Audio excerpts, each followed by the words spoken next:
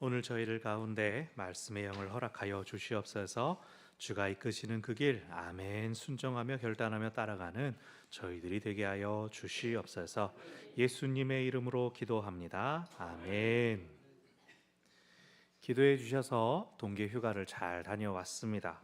한파로 되게 힘들고 복잡한 한 주였는데 여러분도 무탈하셨던 것 같아서 다행입니다.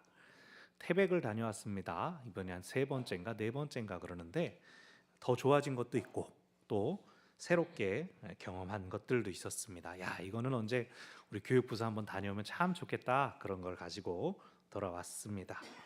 요즘 모든 것들이 조직적으로 이제 체계화가 되어 있어서 일정을 짜고 이동하는 것에 조금 더 어려움이 없었습니다. 내비게이션도 뭐 분단위까지 시간 착착착착 맞춰주고, 또 식당이든 숙소든 영업시간 뭐 규칙들 이런 것들을 상세하게 안내해 주니까 직원들도 굳이 뭐 군말 더 붙일 것도 없고 이용객들도 정해진 원칙 안에서 서로 편안할 수가 있었습니다.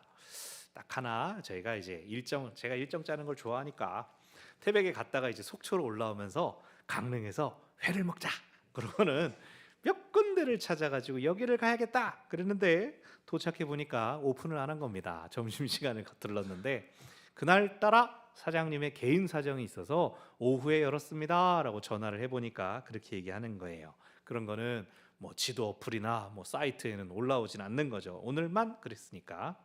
별 수 없이 근처에 있는 다른 식당 찾아다 들어갔는데 거기도 생각보다 괜찮았습니다. 그래서 여행에서는 일정이 꼬이더라도 마음을 열어놓아야 또 뜻밖의 기쁨과 즐거움을 만나는 것이구나 다시 배울 수가 있었습니다.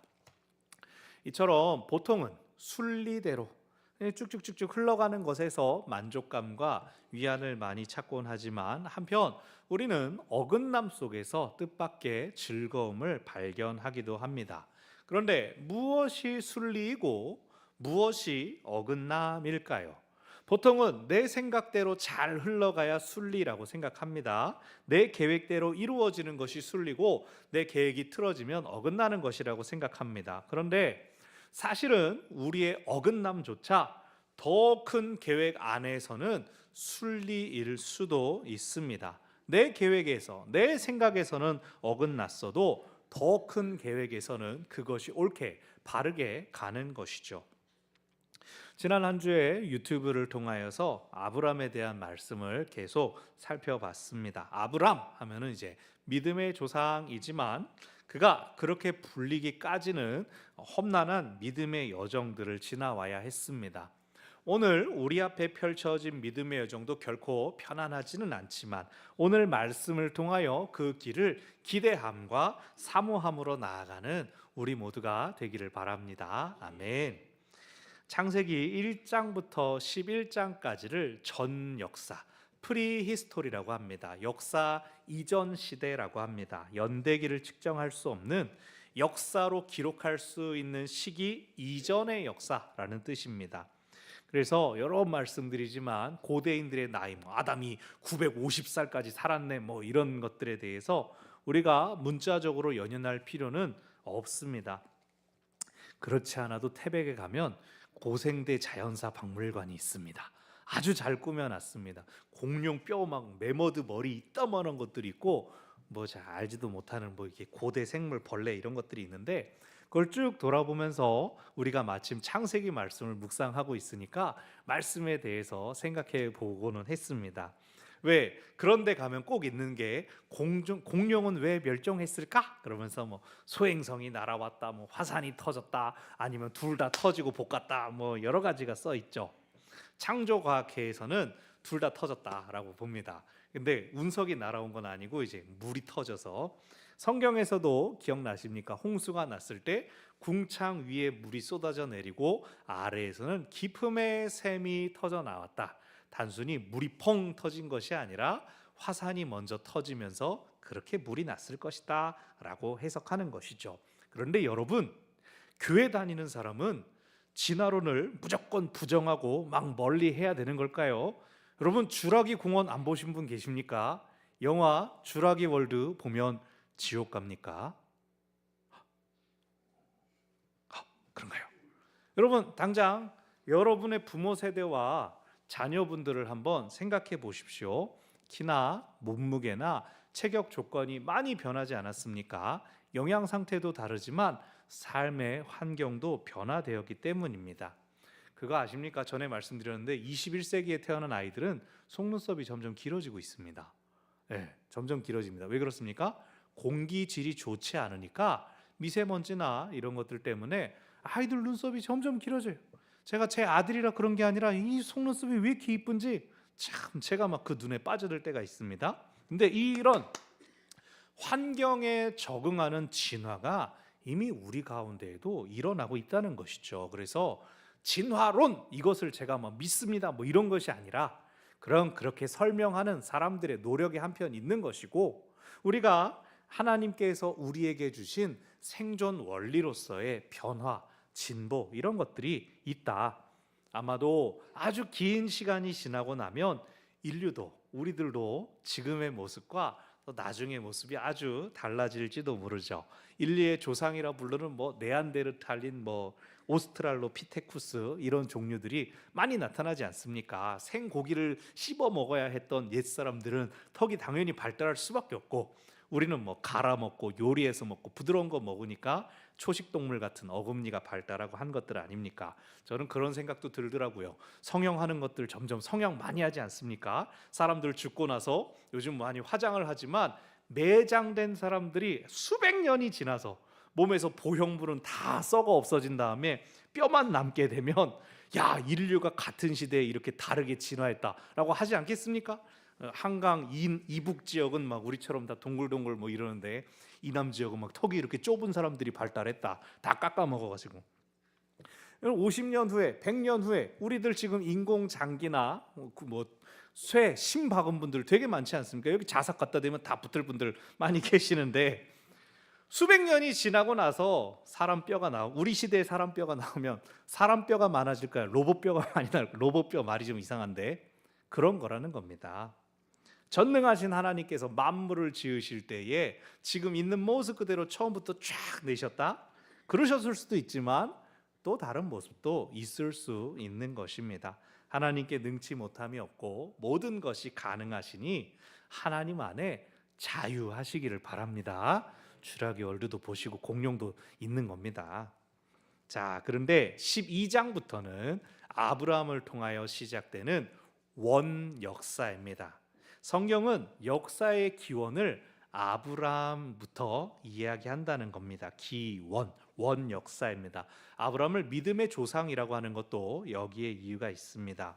그런데 여러분, 하나님께서 아브라함만 콕 찍어가지고 야야야야 너 일로 와봐, 너가 믿음의 조상이 돼야 돼, 하나님 그리 하셨을까요? 아닐 겁니다. 하나님은 모든 시대에 모든 사람들을 부르시고 초대하셨습니다. 거기에 처음으로 반응한 것이 아브라함이라는 것입니다. 왜냐하면 아브라함이 하나님의 부르심을 따라 가나안 땅으로 오고 시간이 흐르는데 14장에서 멜기세덱이라는 인물이 등장합니다. 살렘이라는 도시의 왕이면서 이 사람은 여호와 하나님을 섬기는 제사장이었습니다. 여호와 하나님을 믿고 부르는 이가 아브라함의 가족 외에도 있었다라고 하는 것은 하나님께서 모두를 끊임없이 부르신다, 거기에 응답한 사람들이 소수였다라는 뜻입니다. 사랑하는 여러분, 하나님은 지금도 우리 모두를 부르시고 우리에게 말씀하십니다. 누구에게만, 어떤 사람들에게만 하나님의 음성을 듣는 것이 허락된 것이 아닙니다. 하나님은 사랑하는 자녀들이 그 당신의 음성 듣기를 원하십니다. 그러므로 우리 모두가 하나님의 음성을 들을 수가 있습니다.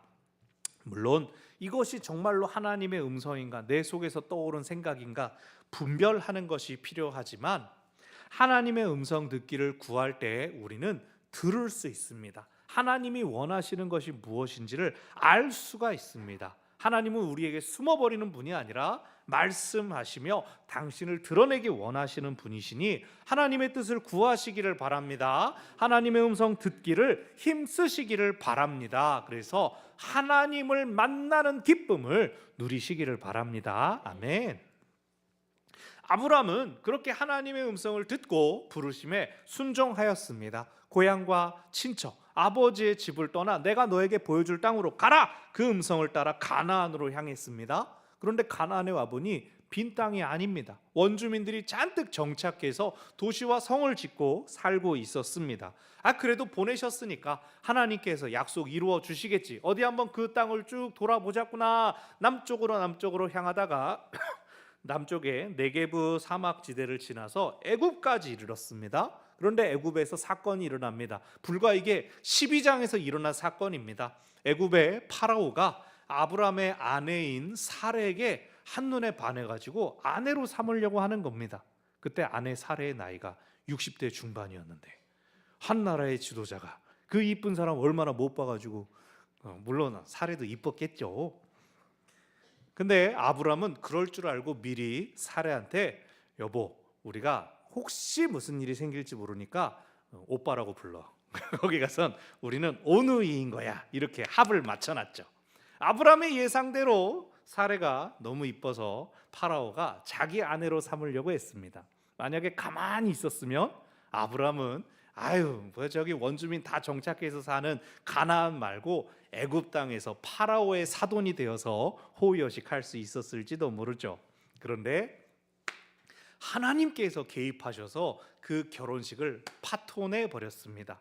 파라오가 깜짝 놀라가지고 저는 유부녀인 줄 절대로 몰랐습니다. 그래서 하나님이 지키는 사람들이구나, 이들의 신이 정말로 강력하시구나 생각해서 결혼 지참금으로 줬던 걸 뺏지도 못하고 그냥 다 가지고 돌아가라, 떠나라, 우리 땅에서 나가주라 그랬습니다. 아마 이 경험을 통해서 아브람은 우리가 살기 좋을 곳, 호강할 수 있는 곳, 그곳이 아니라 저 원주민들이 아직 살고 있는 그 가나안 땅이 우리에게 약속하신 그 땅이로구나. 내가 저 땅에서 하나님께서 약속을 어떻게 이루어 주시는지를 봐야겠다 알았을 것입니다. 하지만 그 날은 쉽게 오지 않았습니다. 재산이 너무나 많아서 조카 롯과 함께했던 조카 롯과도 분리했습니다. 조카에게 네가 원하는 땅 가봐라 그랬더니 정말로 보기 좋은 소돔 땅으로 자기가 먼저 가버렸습니다.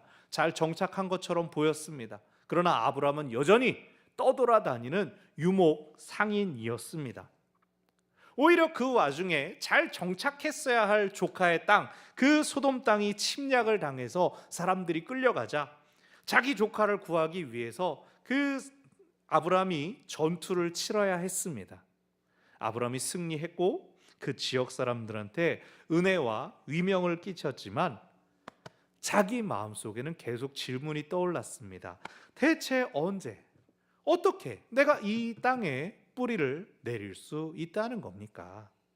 아내는 불임이고 내가 마음으로 의지했던 내 조카 롯도 나를 떠났는데 내게 어떻게 후사가 생겨서 하나님의 약속이 이루어진다는 것입니까? 이 질문을 안고 산 지 10년이란 세월이 지났습니다. 오늘 본문은 가나안에 온 지 10년 후 하나님께서 아브람에게 찾아오셔서 하시는 말씀으로 시작됩니다. 1절에서 두려워하지 말라. 내가 너의 방패요 너의 큰 상급이다. 아브람의 마음에 뭐가 있었다고요? 두려움이 있었던 걸 아시고 두려워하지 말라. 오랜 기다림 때문에 아마 상처가 생겼을 것입니다. 그래서 2절에서 이렇게 대답합니다. 하나님 뭐 주시려고요? 제 자식이 없는데 그러면서 자식이 없는데 자식 준다고 큰 민족 된다 그래서 저희 집에서 잘 자라난 이 다메섹 사람 엘리에셀을 제가 후사로 세웠습니다. 3절 하나님이 씨를 안 주시는데 민족을 이룬다고 하니 제가 어쩔 수가 있나요? 자식만 있으면 다 있는데 뭘 또 주시려고요? 이러면서 좀 얄밉게 대답하는 것이죠. 내가 주변에 힘이 있고 권력이 있으면 뭐합니까? 애가 없는데 그러면서 약속의 말씀을 기다린 지 벌써 10년이 지났지만 아무 일도 내게 일어나지 않았습니다. 지금 하나님한테 사실은 불평하는 겁니다. 투정 부리는 겁니다. 근데 하나님께서 5절에서 너 일로 나와봐라. 저 밤하늘에 별을 세어보아라. 네 자손이 그렇게 많아질 것이다. 근데 아브람도 아브람입니다. 아이고 내가 10년 동안 밤하늘을 한 번도 안 봤을까? 이렇게 대답할 수도 있는데 6절에서 바로 아브라함이 여호와를 믿으니 하나님이 하신 그 말씀을 듣고 아멘 그냥 믿으니 여호와께서 이를 그의 의로 여기셨다. 아브라함을 의로운 사람으로 칭찬하셨다라는 뜻입니다. 하나님께서 어디 보자. 그 약속을 내가 확증해 주마. 언약을 맺자. 계약 맺을 준비해라. 10절 아브라함이 하나님께서 말씀하신 동물들을 모아다가 제단을 마련했습니다. 크기가 아주 작은 비둘기 빼고는 다 절반을 쪼갠 다음에 마주 보게끔 소, 염소, 양을 배치를 합니다. 고대 근동에서 언약을 맺으려고 하면 오늘날은 인감도장 가져오세요, 신분증 가져오세요 그러지만 고대 근동에서는 동물 가져오세요, 반 땅 나누세요 이렇게 멀리 두고 함께 그 제물 사이를 걸어갑니다. 맹세의 말을 하며 걸어갑니다. 이 맹세 어기면 얘처럼 된다. 이것이 고대 근동의 언약법입니다. 쪼개진다. 근데 아브라함이 이제 제물을 준비했습니다. 근데 하나님이 바로 임하시지 않습니다. 바로 계약을 하지 않습니다. 아브라함은 또 기다리고 제물 사체에 내리는 솔개들을 쫓으면서 어느새 해가 졌습니다. 12절 그 밤은 깊은 잠의 시간이며 흑암과 두려움의 시간이었습니다. 그 캄캄함 가운데 하나님께서 임하십니다. 너의 자손이 이방에서 객이 되어 400년 동안 고난을 받을 것이다. 하지만 내가 그들을 해방시킬 때 그들은 큰 재물과 풍요를 안고 이 땅으로 돌아올 것이다. 장차 아브라함의 자손들에게 일어날 일을 알려주신 하나님께서 이윽고 횃불이 쪼갠 재물 사이를 휙 지나는 것을 보여주셨습니다. 원래 언약은 뭐라고요? 둘이 나란히 그 재물 사이를 걷는 것인데 하나님은 아브라함이 지날 필요가 없도록 홀로 그 재물 사이를 지나셨습니다. 이것은 네가 어떻게 하든지 네가 설령 내 언약을 잊든지 지키지 못한다 하더라도 나는 나의 약속을 반드시 이루겠다라는 뜻이었습니다. 언약은 상호간에 맺는 것인데 하나님은 아브라함에게 무조건적인 약속을 내어주셨습니다. 오늘 본문 15장을 횃불 언약이라고 부릅니다. 횃불의 모습으로 언약을 체결하셨기 때문이죠. 약속의 땅으로 들어온 지 10년이나 되었지만 당장 눈에 아무것도 보이지 않는 중에 하나님은 아브라함에게 약속을 확증하시고 아브라함이 그것을 믿음으로 하나님께 의롭게 여김을 받는 그런 내용입니다. 오늘 본문을 통하여 우리가 세 가지를 기억하기를 바랍니다. 첫 번째, 하나님은 약속을 주시는 분이십니다. 하나님은 약속을 주십니다. 아브라함은 당대의 주변 지역에 큰 영향력을 끼치는 대족장이었습니다. 조카 롯이 포로가 되었을 때에 그를 구출하기 위하여 자신이 거느리고 있던 사병 318명을 동원했을 뿐만 아니라 인근 지역의 다른 족장들을 독려하여서 함께 동맹군으로 데리고 나갔습니다. 그랬을 때 4개의 도시의 군주들을 다 쳐부수고 돌아왔습니다. 힘과 권력이 그에게 있었습니다. 그가 마음먹으면 하나님이 주신다고 했으니까 펑! 하면서 자기가 원하는 땅을 취할 수도 있었지만 그렇게 하지 않았습니다. 세상 기준으로 이미 많은 것들을 가졌지만 그는 후사가 없었기 때문에 개인적으로 불행한 마음을 품었을 뿐만 아니라 세상적인 기준으로도 딱한 사람이었습니다. 그래서 그의 마음에 뭐가 있었다고요? 그의 마음에 두려움이 가득했습니다. 그의 마음에 어둠이 가득했습니다. 조금 전에도 전투를 나갔다 왔는데 내가 어떻게 죽을지 모르는데 나의 후사가 없어서 약속이 끊어진다면 어떡하나. 세상에서 남부러운 삶을 살고 있었지만 정작 그의 안에 있는 결핍이 그를 두렵게, 그를 어둡게 만들었습니다. 그런 아브라함에게 임하신 하나님께서 두려워하지 말라 말씀하시고 내가 너의 방패요 내가 너의 큰 상급이다 하셨습니다. 하나님이 찾아오셨을 때 그 밤은 무엇이 됐습니까? 무수히 많은 자손을 상징하는 별들이 보이게 하는 배경이 되었습니다. 하나님이 한낮에 나타나가지고 너 밤에 보이는지 알아? 밤 되면 별 보이지 그때 봐라 이렇게 하지 않으셨습니다. 아브라함이 깊은 밤에 처했을 때 지금 저 별들을 세어보아라. 캄캄한 밤이 아니라 별들을 보며 약속을 기억하여라. 너의 후손들이 저와 될 것이고 그 후손들이 이 땅을 다 가지게 될 것이다 라고 하셨습니다. 하나님은 우리의 상함과 결핍을 아십니다. 우리가 다 가지고 있다 생각할 때도 무엇이 없는지 하나님께서 아시고, 우리가 미처 깨닫지 못할 때 우리가 무엇으로 채워질 수 있을지 하나님은 아십니다. 그 하나님께서 우리를 책임져 주시겠다고 말씀하십니다. 하나님의 사랑의 언약이 우리를 살게 하십니다. 사랑하는 여러분, 우리는 예배를 통하여 말씀을 통하여 하나님의 약속을 확인합니다. 선포되는 말씀 속에서 나에게 주시는 약속을 붙드시기를 바랍니다. 아멘. 우리의 상황은 다르지만 하나님은 동일하시기에 하나님은 우리 각자에게 필요한 것들을 채우시는 약속을 주십니다. 하나님이 공급자가 되시며 하나님이 우리의 문제를 해결해 주실 것입니다. 하나님의 약속의 말씀을 붙드시기를 바랍니다. 아멘. 오늘 말씀을 통해 두 번째로 기억할 것은 하나님의 약속에 믿음으로 반응하시기를 바랍니다. 아브라함은 그 캄캄한 어둠 속에 뜬 많은 별들을 보고 약속을 믿기로 합니다. 아이고, 하나님 아이 별을 따다 준다고 하시지, 뭐 그런 말 안 하면 별을 어떻게 내가 셉니까? 내가 지금부터 어떻게 저렇게 많이 셉니까? 어떤 토도 달지 않았습니다. 왜요? 그는 이미 하나님께서 주신 승리를 경험했기 때문이죠. 먼저 말씀드렸습니다. 애굽의 파라오가 자기 아내한테 손도 못 대고 자기한테도 어찌할 수가 없었습니다. 사랑하는 조카를 위해 싸우러 나가서 승리했을 뿐만 아니라 하나님을 섬기는 멜기세덱에게 축복을 받았습니다. 더디지만 하나님의 신실하심을 이미 경험했기 때문에 그는 거듭해서 주시는 하나님의 약속을 믿음으로 받을 수 있었습니다. 우리가 신앙생활 시작할 때 내가 더 잘 알면 잘 믿을 수 있을 것 같습니다. 어떤 분은 막 책을 찾아보기도 하고 세례를 받거나 어떤 자격 증명이 선다면 더 잘 믿을 것 같습니다. 하지만 하나님은 그 어떤 조건과 상관없이 은혜를 베풀어 주시는 분이십니다. 우리에게 어떤 지식이 주어지거나 마음의 태도를 가졌을 때 믿음이 더 생기는 것이 아닙니다. 그저 기억하고 기대하고 기다리는 것이 곧 믿음입니다. 잘 모르지만, 내가 자격이 있는지 모르겠지만 그래도 주일 되면 예배해야지, 기도해봐야지, 아멘 해봐야지. 그게 믿음입니다.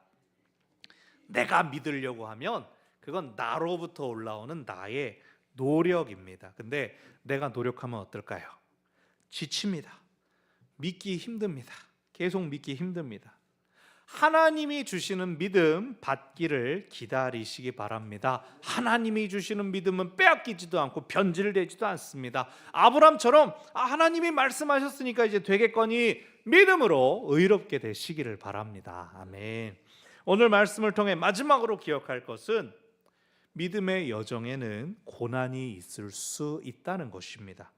당연히 고난을 거쳐야 영광에 이르고, 이거는 이제 수험생들한테 하는 말이죠. 고난이 있을 수도 있다라고 하는 것은 내가 지금 고난을 겪고 있구나, 믿음이 성장하는 중이구나라고 아는 경우도 있지만 사모함이 너무나 커가지고 남들 보면 다 고난이고 힘든데 자기는 고난인 줄 모르는 때도 있다는 겁니다. 일단 아브라함의 고난은 무엇입니까? 기다림이죠. 불임이라는 상황 속에서 언제 자녀가 생길 수 있을까? 두려운 기다림입니다. 거기에 하나님의 언약은 400년을 말씀하십니다. 너의 자녀들이 연단된 후에 이 땅에 들어올 것이다. 그 400년 동안 이방 땅에서 고난당하지만 큰 재물을 가지고 돌아올 것이다 라고 하십니다. 우리가 뒤에 보겠지만 야곱이 자기 아들 요셉을 통하여 흉년 중에 애굽으로 이주하죠. 그곳에서 수가 번성하고 부흥합니다. 처음 70명의 야곱의 가족들이 내려가서 400년이 지났을 때는 장정만 60만 명이 되는 대민족이 되어서 나온다라고 합니다. 풍요로운 애굽 땅에서 그만 애만 낳고 수만 늘어난 게 아니라 애굽 사람들이 시킨 농사와 건축의 힘든 일들을 떠맡아야 했지만 그것들은 다른 관점에서, 더 큰 관점에서 보면 가나안 땅에서 정복 전쟁을 치른 뒤 빨리 정착하는 기술이 됩니다. 우리는 하나님이 덮어놓고 좋은 것만 주시기를 간구합니다. 하지만 솔직히 우리는 당장 우리에게 유익한 것이 무엇인지 모를 때도 있습니다. 제가 10년 전에 신방을 다닐 때는 허리는 절대 수술하면 안 된다고, 시술은 몰라도 수술은 절대 하면 안 된다고 의사들이 자기한테도 그렇게 말했다고, 저도 그렇게 들으면 다른 분 신방하러 가지고 똑같은 얘기를 하고 그랬어요. 근데 요즘은 이제 수술 잘 받으신 우리 장로님 오늘 기도도 하시지 않습니까? 의료기술이 하도 발전을 해가지고 필요하면은 빨리 하는 게 낫기도 합니다. 무릎도 어떻습니까? 무릎도 우리 모두의 이슈 아닙니까? 무릎 살살 달래가지고 오래 쓰면 좋지만 해야 한다면 수술이든 시술이든 빨리 해버리는 게 요즘은 낫다고 합니다. 한 달 하면은 이제 10년 자유롭게 뛰어다니지만 안 하면 이제 10년 동안 이러면서 산다고 요즘 그렇게 말하더라고요. 그래서 안 아프면 제일 좋죠. 그런데 아파야 뭘 고쳐야 되는지, 뭘 바꿔야 되는지를 확실하게 알 수가 있습니다. 그래서 제가 문병을 가면은 이참에 이게 지금 뭐 팔 아파서 들어갔어도 다리 아픈 것도 다 발견되고, 어디 그냥 배 구멍 뚫으러 갔어도 여기 아픈 것도 다 발견돼 가지고 깨끗이 고치고 나오시라고 그렇게 기도하고 권면을 하죠. 우리가 하나님의 때와 방법을 다 알지 못합니다. 그렇기에 때로는 두렵고 또 때로는 캄캄한 밤 속에 있는 것처럼 느끼지만 고난의 시간을 통하여 우리의 믿음이 연단되고 깊어집니다. 우리가 지난주에 살펴봤습니다. 약속의 무지개가 마른 하늘에 나옵니까? 비가 내려야 무지개가 피어나는 것처럼 밤이 깊어야 별이 잘 보입니다. 고난의 시간은 괴롭더라도 인내를 통하여 믿음이 더할 것이니 두려워하지 말고 믿음의 여정을 가시기를 바랍니다. 하나님께서 모든 과정을 도우시고 인도해 주실 것입니다. 아멘. 말씀을 정리합니다. 하나님이 약속을 주십니다. 우리가 하나님의 약속에 믿음으로 반응하기를 바랍니다. 그것이 힘들고 어려워도 믿음의 인내 끝에 사랑의 결실이 있을 것입니다.